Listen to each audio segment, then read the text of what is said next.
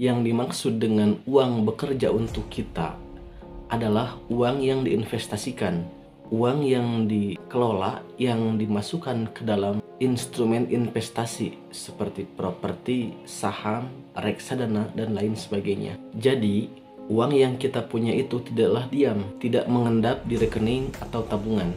Jadi karena tidak diam, uang tersebut bisa saja bertambah dan bisa juga berkurang. Tetapi ketika investasinya benar, investasinya sesuai dengan yang kita pahami, maka uang tersebut lebih berpotensi untuk bertambah. Contoh investasinya di properti yang paling sederhana ya. Kita yang mempunyai uang misalkan sekian puluh juta, kita jadikan uang tersebut kontrakan, kita jadikan uang tersebut kos-kosan. Setiap bulannya ketika misalkan ada yang menyewa kontrakan atau kos-kosan tersebut, maka akan membayarkan uang sewanya kepada kita. Itu artinya uang kita yang dibuat menjadi kontrakan tersebut menghasilkan uang lagi untuk kita. Jadi maksudnya uang bekerja untuk kita itu adalah uang yang bisa menghasilkan uang lagi yang bisa masuk ke dalam dompet kita. Kalau tidak seperti itu, maksudnya kita bekerja baik itu di kantor, di pabrik, dan lain sebagainya, artinya kita bekerja untuk uang. Ketika kita bekerja, kita akan mendapatkan uang. Tapi ketika kita tidak bekerja,